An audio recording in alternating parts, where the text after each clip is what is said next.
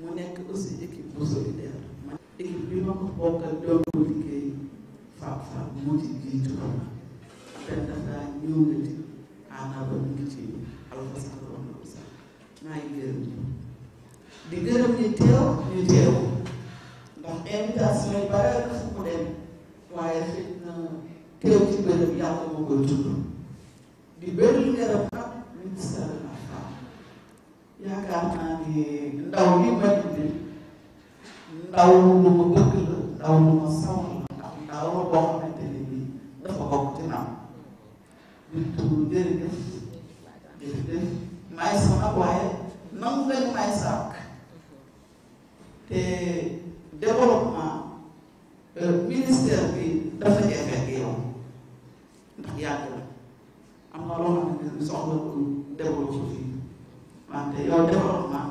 ci nga jur ci nga yaru principe la ci yow donc jërëjëf maa ngi lay ñaanal surtout que léegi yow nag fa yegg barke Seydina ginnaaw loolu nag maa ngi gërëm aussi monsieur le maire ndax itam atelier bi ci programme projet bi ñu nekk ci la bokk waaye bañ koy gisal yàgg na ñu amoon te nag ay jafe-jafe ba yàlla def moom ñoom ca moom mu ubbi moo tax ñu def ko fi tey non doon non lu woon loolu kon defoon nañ ko bu yàgg maa ngi koy gërëm di ko sant di remercier nuyu également secrétaire bi nga xamante ni moom moo ko fi teewal te itam yombalal ñu lépp ñu koy gërëm bu baax madame Wébet di ko wax bu jottali suñu remerciement monsieur le maire ndax li mu def yombul ubbi nañu collaboration bi xëy na yàgg na waaye nag moom daf cee mos a affaire ba nga xamante ni ci localité bi ba léegi lépp lu ñu soxla def nañ ko di benn gërëm bi tamit ñi nga xamante ni ñu ngi suñu maanaam organisation de la société civile moom moo bañ a bëgg fàtte ñu fi teew ak COSAPER respect pour le lépp lu fi maa ngi gërëm également conseil économique et social ñëw nañ si dañoo fekk nit ñi teewuñu ñu daal di delluwaat waaye ñu ngi ñëwaat léegi am na yeneen ministère yu woote ni ñun ci loolu dinañ ñëw maa ngi gërëm di sant xëy na sax ci présentation laa war a dugg ci projet bi bu ñu demee pour ba pare ci dañuy tàmbali incha allah wante foofu rek laa mën a yem ci ouverture di gërëm ñëpp di sant ñëpp jërë ngeen jëf si Alpha. ay jafe-jafe la mais dañ ciy waxtaan xool ba bu ñu loolu waaw boobu baax kon comme ginaar la ñuy defar ginaar la ñuy boobu am na solo bu ñu teewloo ba pare. Diallo, directrice du Centre national d'assistance et de formation pour la femme. Vous êtes venu représenter le ministre de la Femme à cet atelier de WILDAF, un projet qui consiste à l'autonomisation des femmes dans la région de Dakar. Qu'est-ce que vous pouvez nous dire sur ce projet? Je suis venue représenter Madame Salimata Diop Dieng, ministre de la Femme, de la Famille et du Genre, à cet atelier organisé par WILDAF sur le thème de l'autonomisation de la femme dans la région de Dakar. Ce thème est très pertinent parce que, comme vous le savez, le gouvernement du Sénégal a placé l'égalité des sexes et l'autonomisation des femmes au cœur de ses préoccupations. Et dans le cadre du plan Sénégal émergent, le président de la République, son Excellence Macky Sall, a pris l'option de réduire les inégalités sociales, surtout celles qui sont liées au genre. Et dans ce cadre, la stratégie nationale de l'équité et l'égalité de genre œuvre pour la prise en compte de la dimension genre dans toutes les politiques publiques. Le ministère de la Femme, de la Famille et du Genre a également mis en place des mécanismes pour accompagner les femmes dans le processus d'autonomisation. Parmi ces mécanismes, nous pouvons effectivement citer les CEDAF, qui sont des centres départementaux d'assistance et de formation de la femme, qui encadrent les femmes, qui les accompagnent par le renforcement des capacités, par la mise à disposition d'équipements, mais également, dans le cadre de ces mécanismes, nous avons les fonds, notamment le Fonds national de crédit femmes et le Fonds national de promotion de l'entrepreneuriat féminin. Nous avons également des programmes comme le PADES, qui effectivement œuvrent pour l'autonomisation des femmes et des jeunes filles. Et c'est pourquoi Madame le ministre de la Femme, de la Famille et du Genre salue cette initiative de WILDAF, qui est une organisation de la société civile connue par son dynamisme et son engagement auprès des femmes. Ces femmes s'activent dans beaucoup de secteurs généralistes de l'économie. Le ministère de la Femme, de la Famille et du Genre, sous la direction de Madame le ministre Salimata Diop Dieng, effectivement, compte accompagner toutes les femmes du Sénégal dans leurs initiatives de développement économique. Dans ce cadre, comme je l'ai dit tout de suite, le ministère met en œuvre des projets. Parmi ces projets, comme je l'ai dit, il y a des projets de renforcement de capacité. C'est-à-dire, le ministère offre aux femmes des services de formation dans différentes filières. Il s'agit pour le ministère de positionner les femmes dans les chaînes de valeur, notamment sur le maillon de la transformation. Il s'agit pour le ministère d'accompagner les femmes également dans la mise à disposition d'équipements et de matériel d'allègement des travaux des femmes. Il s'agit également pour le ministère également de donner aux femmes des financements qui vont leur permettre de démarrer leur entreprise, de démarrer leur activité génératrice de richesse. Donc le ministère de la Femme, de la Famille et du Genre a mis en place un ensemble de mécanismes qui contribuent à l'autonomisation de la femme, qui contribuent à la promotion de l'entrepreneuriat féminin. Ci wolof yaa ñëwoon représenté ministre de la Femme lan moo waraloon sa teewaay? waaw maa ngi ñëw tey jii suba fii di représenter madame Salimata Diop Dieng ci atelier bi nga xam ne WILDAF moo ko organisé jëmale ko ci femme ñàgg ak femme ñàkkul rab ak femme Pikine pour waxtaan ci projet boo xam ne dafa jëm ci wàllu autonomisation de la femme. xam nga bu ñu nee autonomisation de la femme mooy jàppale jigéen ñi ba nga xam ne dinañu mën seen bopp, mooy jàppale jigéen ñi ba nga xam ne seen droit dañ ko respecté. loolu nag ministère de la femme daf ci taxaw temm, dafa am ay programme ak ay projet yoo xam ne si instruction wu président de la République son excellence Macky Sall, madame le ministre Salimata Diop Dieng daf koy jëmale ci jigéen ñi. programme yooyu mi ngi tourner autour du renforcement des capacités des femmes. bu ñu nee renforcement capacité des femmes boobu mooy jàppale jigéen ñi ci wàllu formation, jàppale jigéen ñi ci wàllu équipement, jàppale jigéen ñi ci wàllu équipement ba nga xam ne jigéenu Sénégal kenn du leen jiitu ci développement durable, kenn du leen jiitu ci développement entrepreneuriat féminin.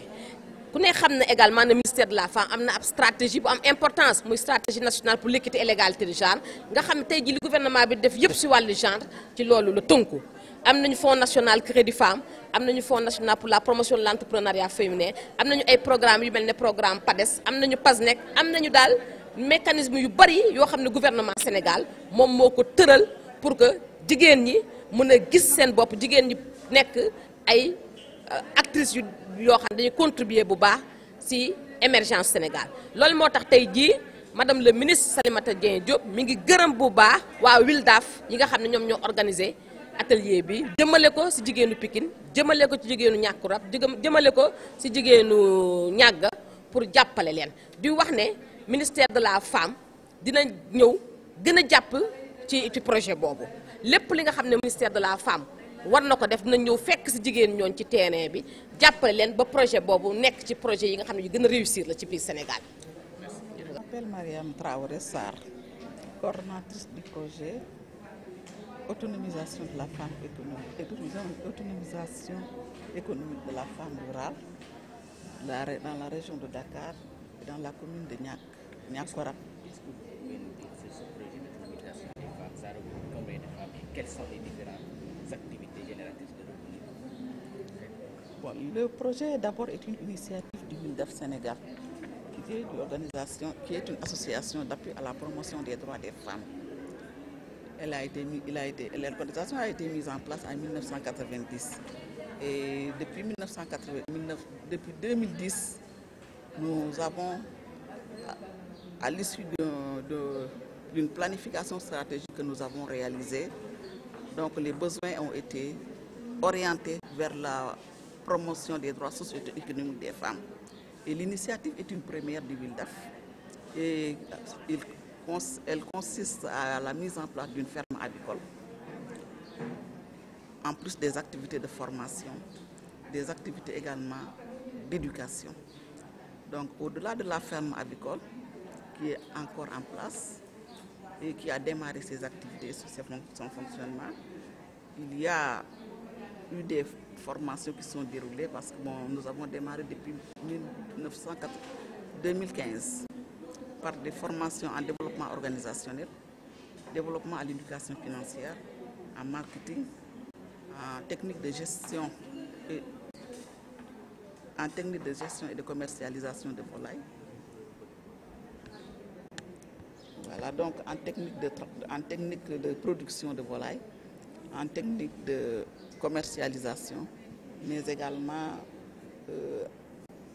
beaucoup d'activités de sensibilisation à travers des forats dans le domaine de la santé et de la reproduction, entre autres. Nous avons 70 femmes bénéficiaires réparties dans la région de Dakar, Niag, Korap, Tivaouane Peulh et même Dakar. Et pourquoi le choix de la région de Dakar? Le choix de la région de Dakar, d'abord, c'est une initiative qui part de la région de Dakar, au niveau de la région de Dakar. Et puis bon, nous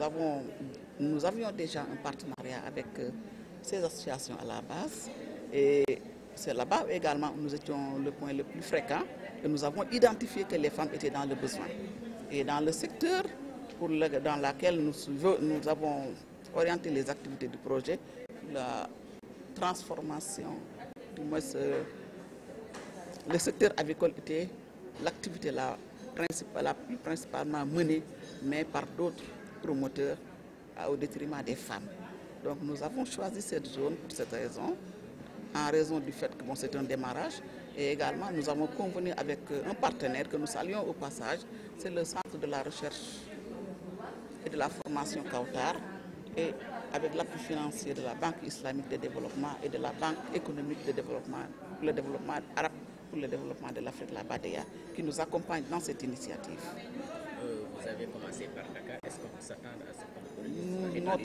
nous avons, le défi que nous avons et la préoccupation que nous avons, c'est que ce soit une initiative pilote et qui sera démultipliée dans les autres régions de Dakar, Inch'Allah. Ouais. Madame, le projet d'autonomisation des femmes dans la région? Le projet d'autonomisation de la femme, dans le cadre de cet atelier de plaidoyer, d'information et de plaidoyer avec les médias et la société civile, il faut beaucoup de projets pour projet d'autonomisation de la femme rurale dans la région de Dakar et dans la commune de Niakorap. Nous avons une initiative WILDAF Sénégal, Centre de la recherche et de la formation arabe Kautar di Koutibungé, et la Banque africaine pour le développement de l'Afrique également di Koutibungé, le financement. Nous avons un projet qui est en place une ferme avicole. D'ailleurs, actuellement, commercialisation est née parce que la première bande de pondos a été mise en place au mois de mai dernier. Au-delà du fait qu'il y a 2 bandes de production de poules de chair qui sont écoulées. Je veux dire que le projet de saluer également le ministère de l'élevage et des productions animales. Nous avons une initiative techniquement depuis le début jusqu'à présent. Nous avons salué au passage. Donc, le projet est là. Nous avons mis en place de ferme avicole, activités de formation, accompagner les femmes, développer leur employabilité, mais également de mettre dans une posture d'autonomisation. Ndax itam boo mënee liggéey mën a jaay buñ la jàngoonee nañ naka la ñuy liggéeyee nga am xaalis ba aussi am na taar yoo xamante ne bii il faut ñu di ci waxtaan bi ko defee di ko wàññi ndax tax na autonomisation bi ñu séntu jigéen ñi mën ko am. ñaata jigéen ñooy bénéficier? 70 jigéen ñooy bénéficiaires directs yi, mais au-delà de cela nous ciblons 15 familles à travers ce projet. Donc nous avons démarré en octobre 2015, processus de démarrage, mais officiellement après convention, nous avons démarré en mai 2016. Commencé par Dakar, est-ce que vous pouvez étendre le projet incha allah moom la ñuy ñaan yàlla ginnaaw bu ñu dëgëralee li nga xamante jéego yi nga xamante ne bi def nañ ko fas yéene nañu yegg ci région de Dakar yëpp ndax tam foofu yëpp région ville d'Af Sénégal envergure nationale la am te préoccupation jigéen ñi maanaam pauvreté bi daf ci am tolo te foofu pauvreté bi jigéen ñëpp lay laal kon nag du mën a yem Dakar rek mais nag wàññi boo gis dafay tàmbali ci benn. ñu ngi ci également soxla vraiment ministère de la femme de la famille et du genre di rafetlu bu baax a baax teewaayam ci atelier bii dégg nañ bu baax itam loxo bi ñu tàllal incha allah itam loo ba fas yéene nañ incha allah ci initiative bi nga xamante ni bi ña nga bii ginnaaw buñ ko dëgëralee ba pare moo gunge ñu développer initiative bi ci yeneen région incha allah jërë ngeen jëf. loolu mbootaay xeet yi daf ko xam. bu yàgg ñu def ci comme ni ko Fatou waxee ay conférence yu bëri ba conférence bi ñu ci mujj a def pour jigéen ñi mbootaay xeet bi def ko muy 4e conférence ñu def ko Beijing en Chine préparation bi fii lañ ko defee à Dakar en 94 bu ñu jógee ci conférence boobu ba tey dañuy nekk rek la ñu tënkoon ci conférence boobu pour yokk koomu jigéen ba nga xam ne ñu mën koo méngale ak li góor ñi di am boo ba tey ñu ngi koy topp di ko topp ak mu jot ñu waxtaan tey jii kontaan naa ñëw fii ndaxte ren jii ndax ren jii am na bu ñu defoon ba tey ci suivi jigéen ñi seen koom-koom ak ndax ñu ngi leen di mettale mu wàññeeku ak seen dund di jënd mais bii ñuy ñëw di dem mars bii di ñëw dafay laal nag jigéen ñi nga xam ne ñoo nekkul ci taax yi ñi nga xam ne ñu ngi ci périphérie taax yi comme ñàkkurab comme ñàgg di jóg di yëngatu di def pour seen koom-koom. lii da ngay dem da ngay takku nekk ci li nga nekk nit ñi gis li nga nekk ñoom itam ñu xam ñii kat buñ defee suñu loxo ci lii ñuy def dina jëm kanam te loolu laa gis ngeen di def ci ak projet bii Mariam Traoré jiite may ñaan yàlla mu jëm kanam xanaa ñu dem ba ci kanam xam naa bu fekkente ni waxtaan wi commencé na ci échange yi ñu seet bu dee am nañ lu ñu war a yokkaat ñu yokkaat loolu laa amoon rek lu ma ciy yokk. kon faw ak yelleef yooyu moom itam mu xam ko parce que nag su dee da ngay dañ lay bundu xataal su dee dañ lay noot te yow xamuloo sa àq xamuloo sa yelleef wax dëgg yàlla di nga réer foofu lay wax dina xam naa ne formé nañ leen si te dinañu ko gën a xóotal ndax loolu mooy rôle ville d'Af boo nekkee si dëkk muy dox da ngay xam sart ya da ngay xam sart ak yi wax ni ko Fatou Fall waxee mbootaayu xeet yi dañoo tase tëgg ay convention ak i charte waaye fii si Afrique aussi dañoo tase tëgg ay charte ak i protocole te loolu yépp ngeen war ko xam parce que bu ñu jógee di leen bugg a noot nga ne déet mbootaayu xeet bi kat lii la ñu waxoon ci li ngeen bugg a def ñoo bañ wala Union africaine lii la ñu waxoon ci li ngeen bugg a def ñoo bañ kon pour man dama ne xam nga booy dem di guerre dangay am ay arme dangay am loo gànnaayoo boo amul arme kat fa nga jëm doo sori ndax balaa ngay dem bal dina la sonal kon nag bala la fay bal di fekk yow nga soqi say bal di avancer di dem. maa ngi leen di nuyu seen tur ak seen sant yéen ñëpp man Adama Mbaye laa bi bu jógee Niakoulrab wax ji nag moom jarul la bay ndax li ñu war a wax yëpp suñu njiit wax na ko muy Adja Mariam moom Ndiaye dañuy nekk ci ginnaawam nag moom tam di rafetal waxam di dëggal waxam xam ne li mu wax yëpp suñu toogee sànq for ko fortaatu ko dañ koo dund ànd ko dund ko ak moom muy lu ko leer lu ñu leer lu ko leer leer yu moo tax mu wax ko wax ñu ko dëggal ci ginnaaw. Niakoulrab samay dëkkandoo cité enseignant laa man maay présidente cadre de concertation de Bambilor mais tey dama fi ñëwee casquette présidente RESPECO bu Rufisque muy réseau paix et sécurité dans l'espace CEDEAO.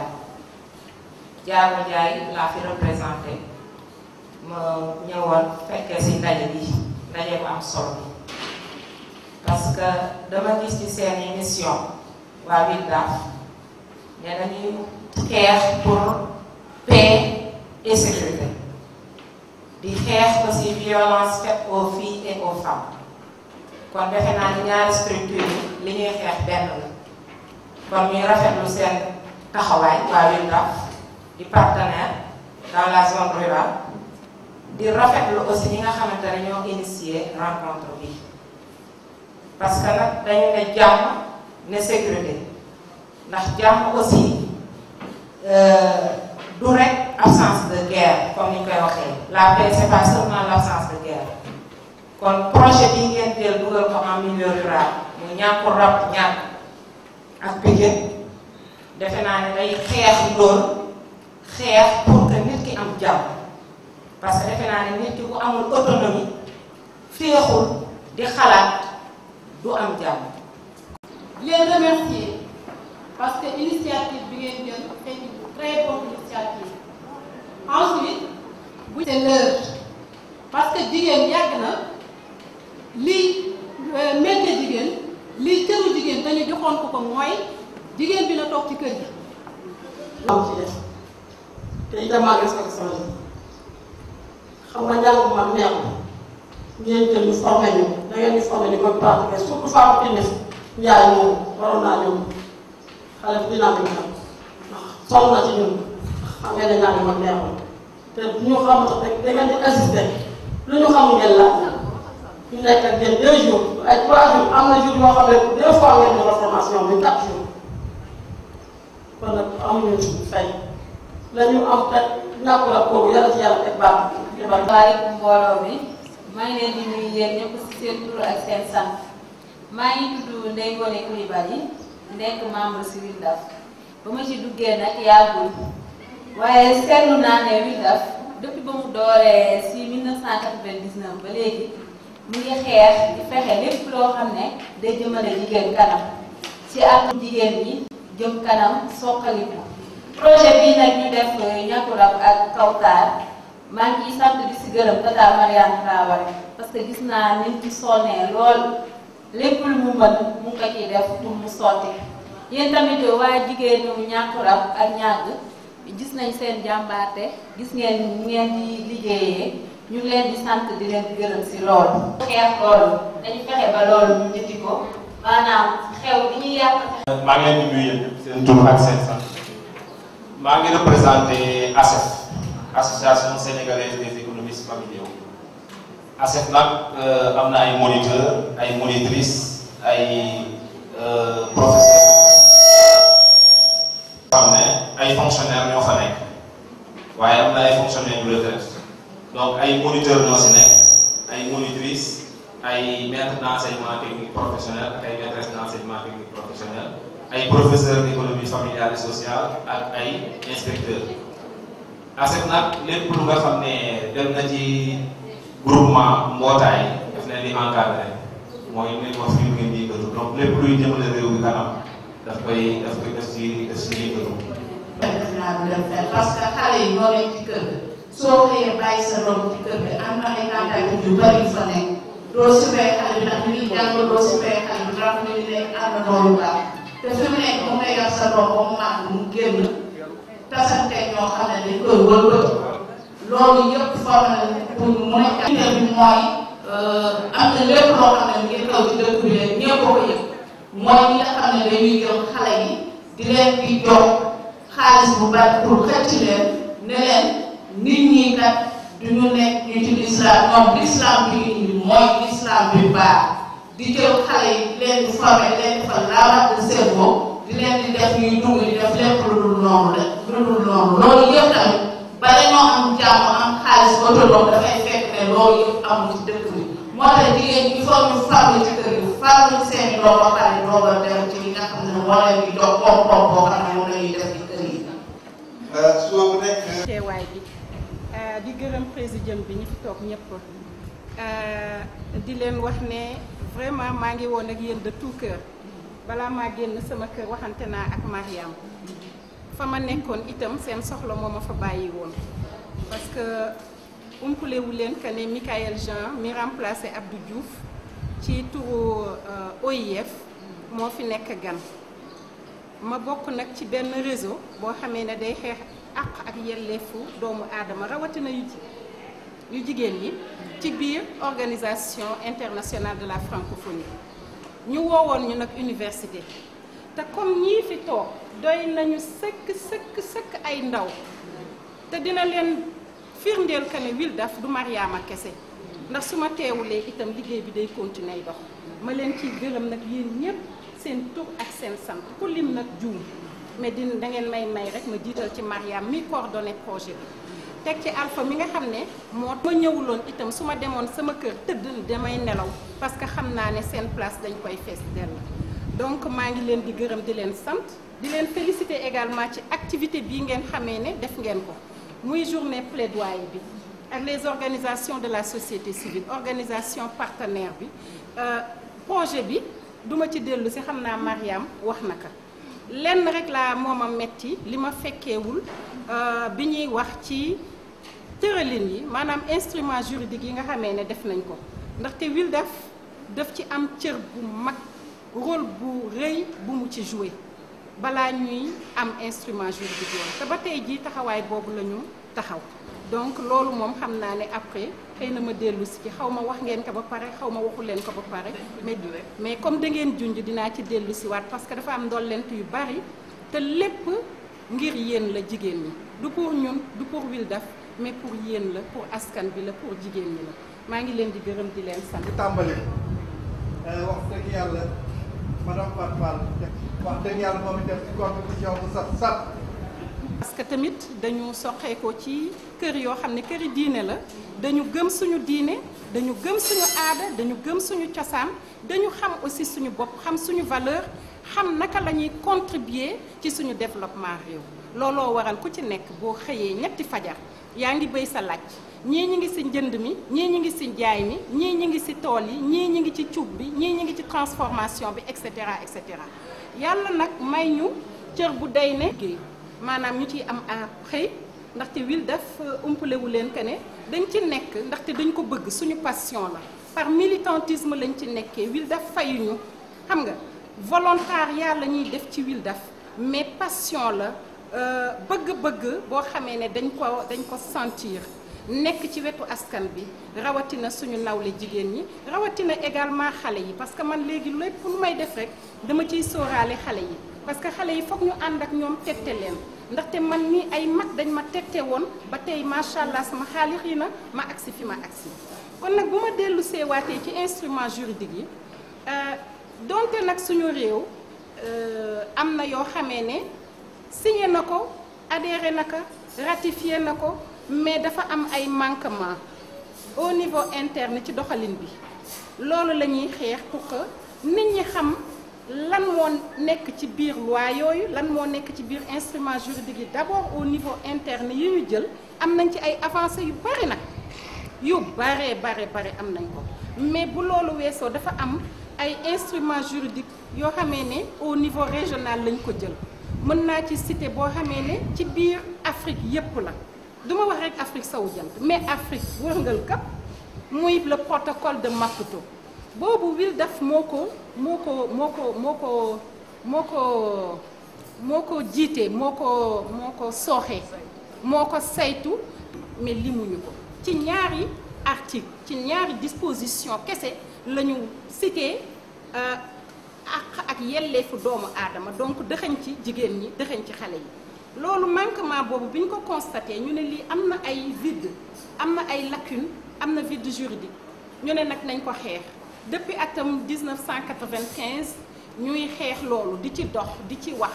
ba ñu jël benn nit koo xam ne commissaire la ñu nommé ko Nicole Dangwa ñu nommé ko ne kooku mooy saytu processus bi ba mu àgg ànd ko nag ak Wildaf ñu nekk ci di dem ak a dellu si di def plaidoyer ba le 11 juillet 2003 ci Maputo ñu adopté li ñu tuddee le protocole de Maputo, le protocole sur les droits de la femme, protocole buy compléter nag disposition charte africaine des droits de l'homme et des peuples. Mais bi ñu ko defee itam ñu ne doyul parce que il faut que ñu ratifier ko, il faut que fukki réew ak juróom yu bokkul signé ko ratifier ko pour que protocole boobu mën a entrer en vigueur. ñu toppati di def ay ndaje, di def dialogue politique, di def plaidoyer, teg suñu ay comité de suivi dans tous les pays,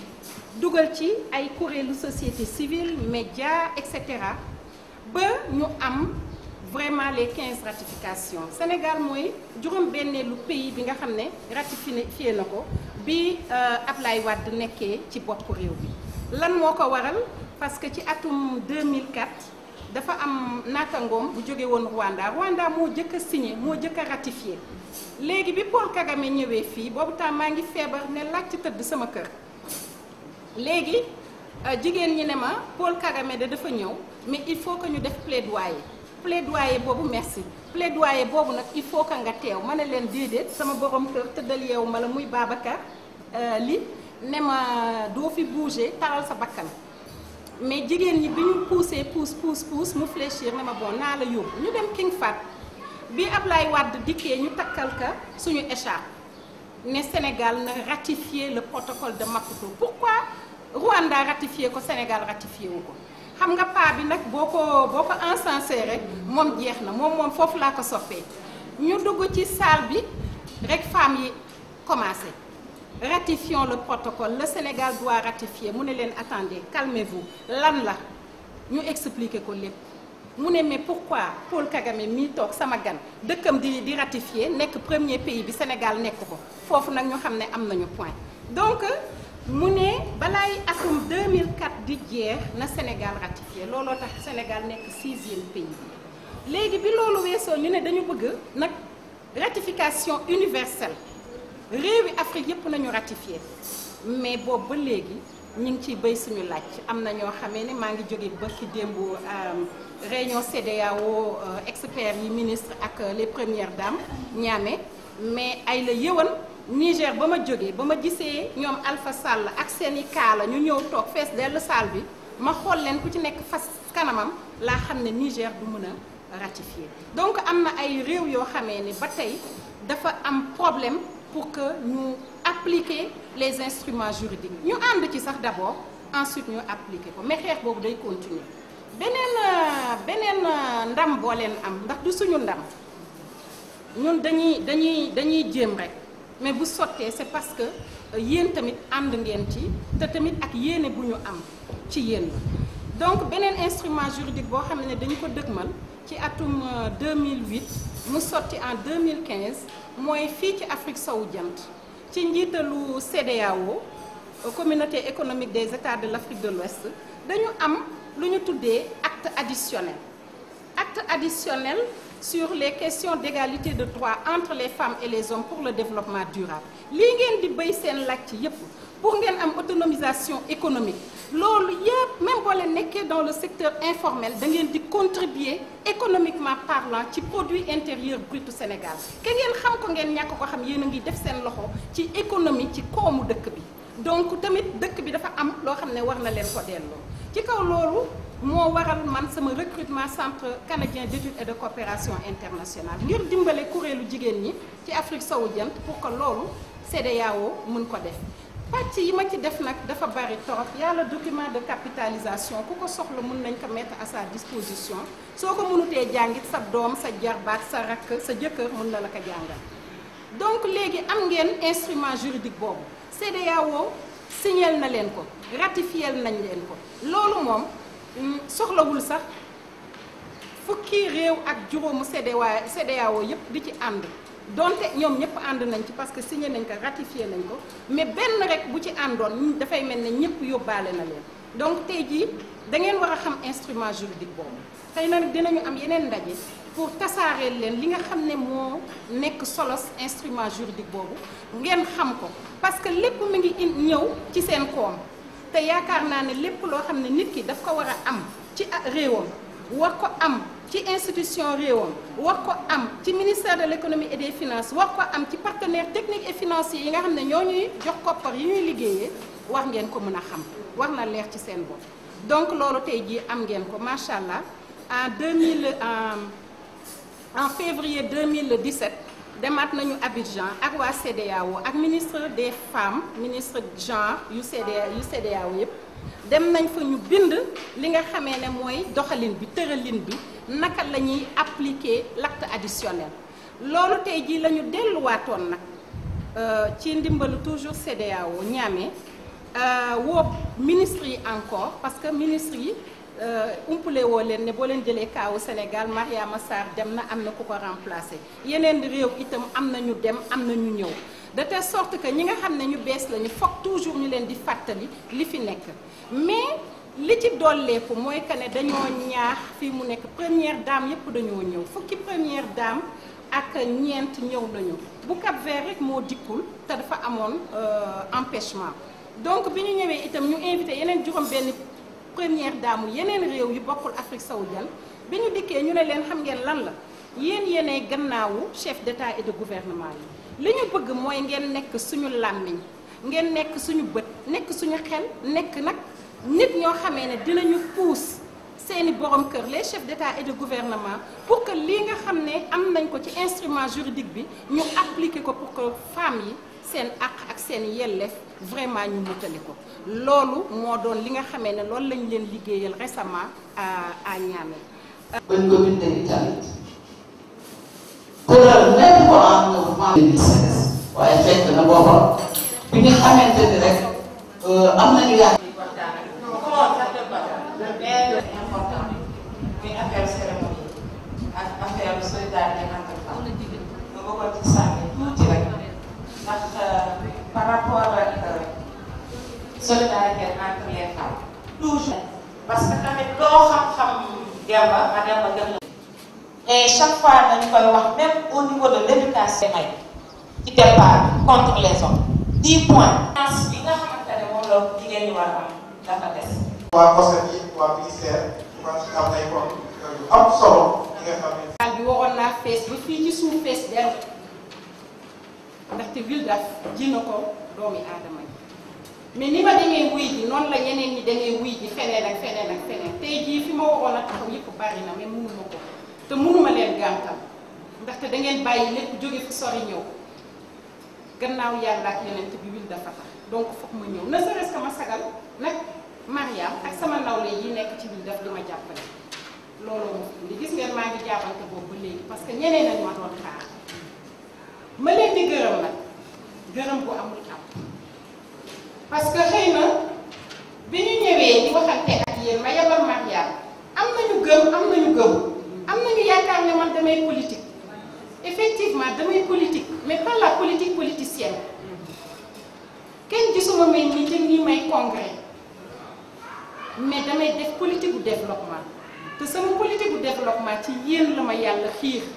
pour le moment xëy na dinaa mës a politique bi mais politique bu développement laa gëm parce que mooy li sax dàkk ndaxte tey jii mënu leen mës a weddee ci kaneen Wildaf defal na leen loolu mooy li nga xam ne am na solo mais ñëw tuur leen am naa ko wax ndax ngeen topp ma saa duma ko def dig leen lu ma leen dul defal sama ngor may ma kon nag li fi jëpp yëpp ci kàddu ci témoignage lépp mi ngi sama bopp notewuma dara mais lépp maa ngi ko enregistré ndax lu am solo la yal na nag li ngeen yaakaar ci Wildaf yal na romb seen njort tey am naa ci vraiment yaakaar bu mat sëkk mais dafa am ñu daan ànd ak Mariam ñoo xam ne nekk il faut que ma gërëm leen dalee ko nag ci Baba Sarr mi nga xam ne mooy garder toolu jàll su ma amee gardien mi ngi garder sama tool su ma amul gardien mi ngi garder sama tool dalee ko ci gardien ba tey ji nekk ca tool ba ndaxte sécurité tool bi moo ko amee ndaxte tool ba ay millions ñoo fa nekk ñooñu ñëpp dañ leen amal gërëm ndaxte